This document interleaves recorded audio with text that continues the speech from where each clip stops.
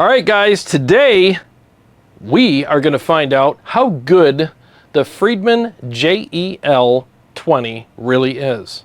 Let's get started.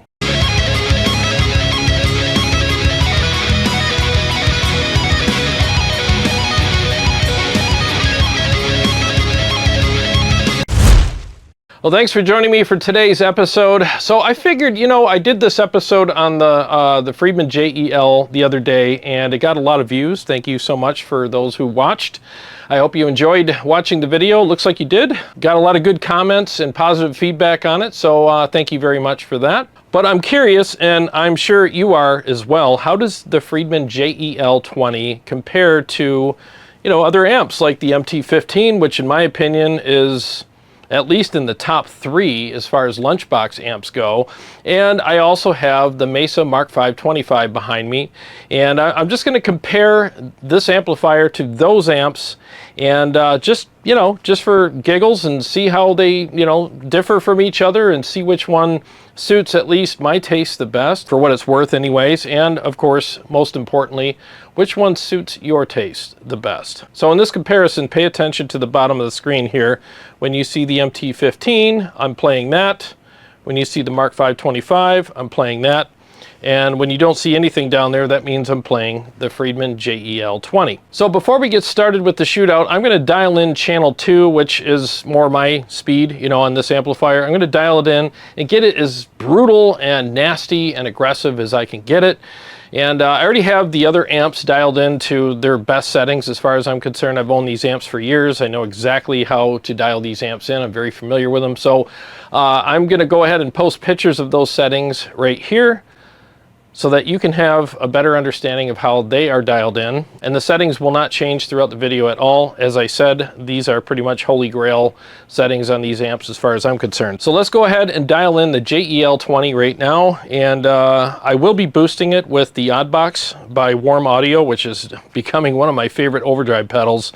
And basically how I have it set up is the UK mode, volume all the way up, drive all the way down, tone at 1 o'clock. And I will be boosting all of the amps throughout this whole video. If you don't like guys that boost amplifiers, I guess you're in the wrong place.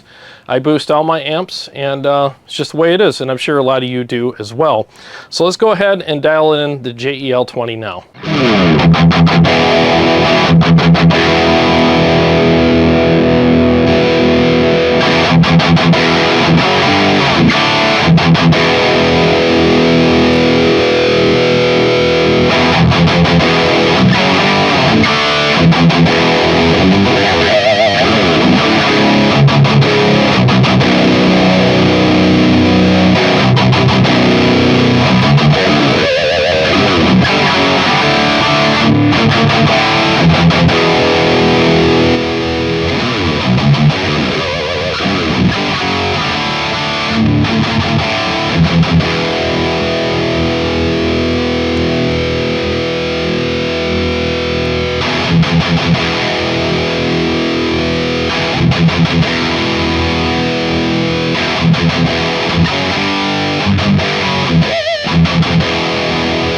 Okay, so as you probably heard, when you hit the sat switch, it knocks the volume down a little bit, so no big deal. I planned for that, so I had the amp loud enough to attenuate for that to begin with. So I'm going to go ahead and dial in the presence knob now. You won't see me do that because I'll be reaching behind the amp.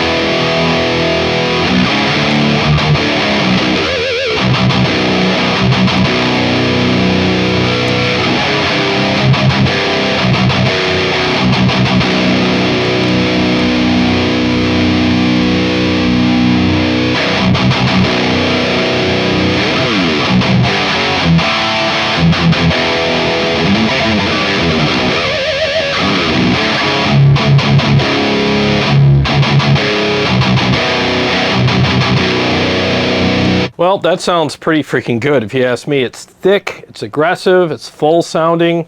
And, you know, the thing is with the EL84 amps, sometimes they break up at higher volumes, and I got it pretty freaking loud down here. And, you know, it's not breaking up. It sounds like it's holding together pretty well. So let's go ahead and do some riffs now with all three of these amplifiers and just get a quick comparison of them.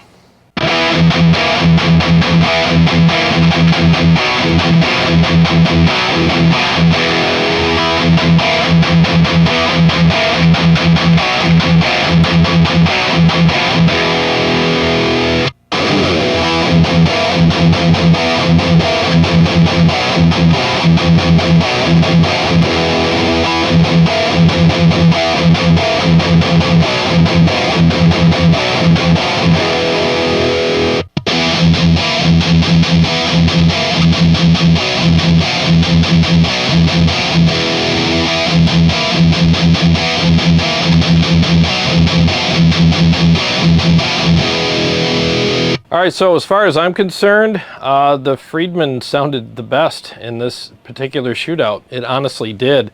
There was less congestion with the Friedman, especially in the top end. I mean, and the thing is, you don't realize how good your amplifier is or how its voicing is compared to other amplifiers until you put it on a switcher such as the KHE amp switcher. And because of the switcher, I could switch back and forth and really notice differences between these amplifiers.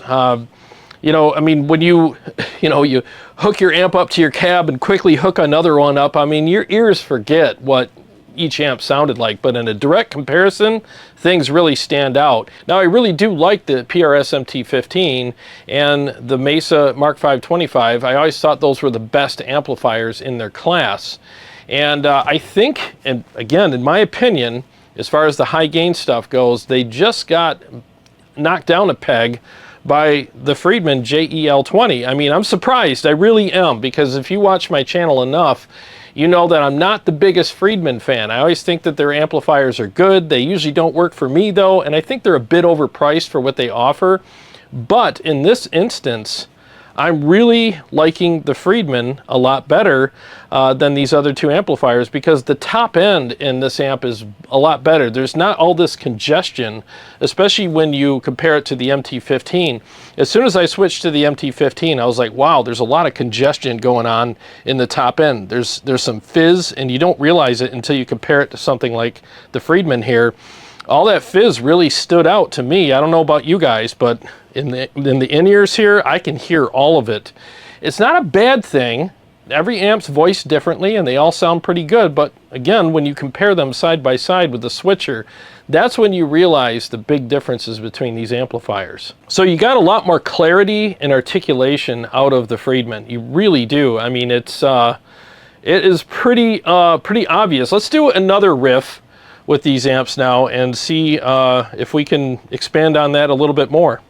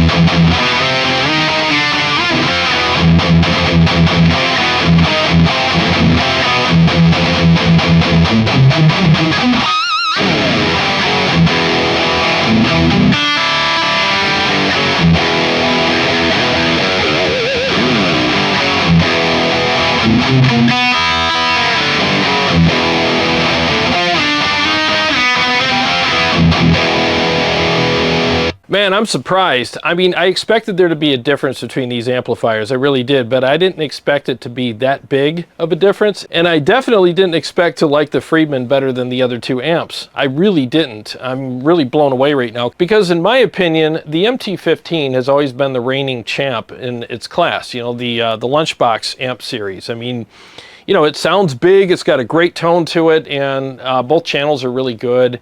And with the 6L6s, I mean, it definitely can keep up with 50-watt amplifiers, no problem, and not have problems with like the EL84 amps have with like that early breakup. But again, I'm not feeling or hearing that with the Friedman right now. It's keeping up with these other amplifiers just fine, and I don't sense any kind of, you know, falling apart issues with the EL84s in this amplifier at all. So it's pretty interesting how this is turning out. I can't believe that the Friedman's winning. And I know some of you that are Friedman fans are like, oh, duh, of course it's better. You know, plus it's, you know, it's a lot more expensive. I mean, it's almost twice as much as the MT15. So it should be better, right? But again, because I'm not a huge Friedman fan, I'm just surprised that I'm personally preferring the Friedman over these other two amplifiers. I really am. But since I'm a lead player as well, let's test these with some lead riffs and see which one fares better.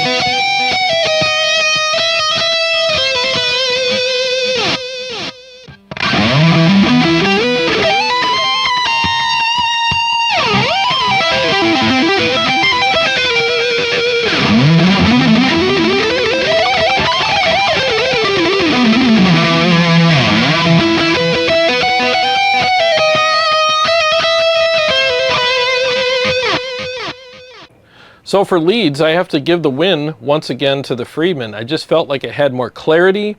I mean, you had to work a little harder to play things right, but you got rewarded for it with a lot of great clarity. So I still felt like I was supported really well while I was playing the leads, though. The amp responded very well to all my playing and picking and everything.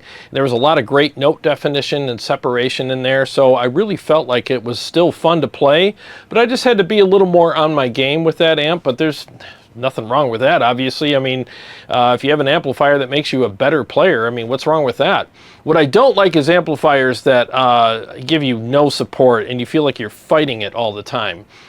With the Friedman, I didn't feel like I was fighting anything. I just could hear everything better, so I just wanted to make sure that I played better.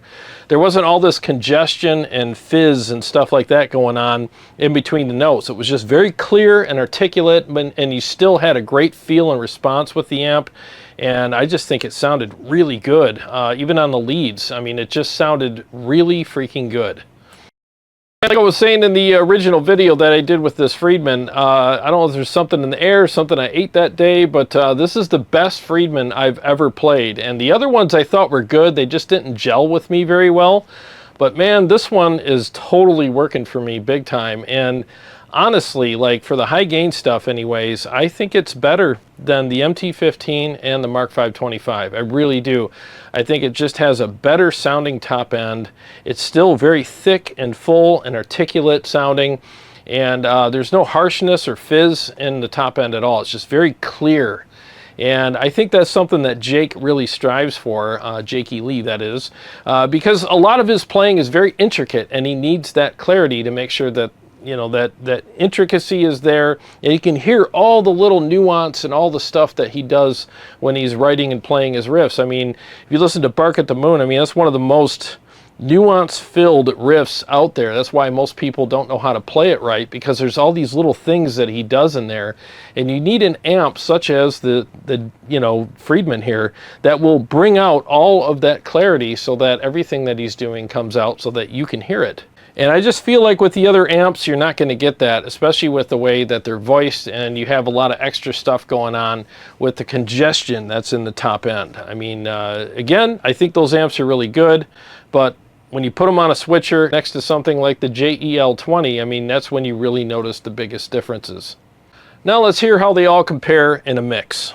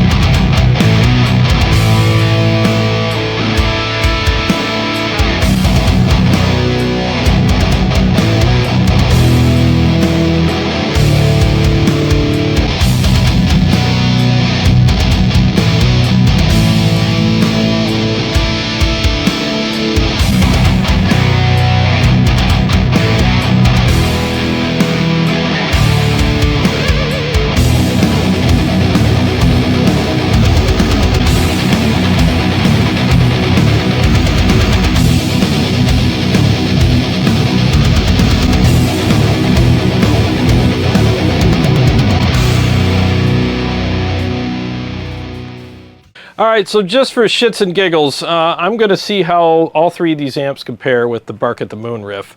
Why not, right?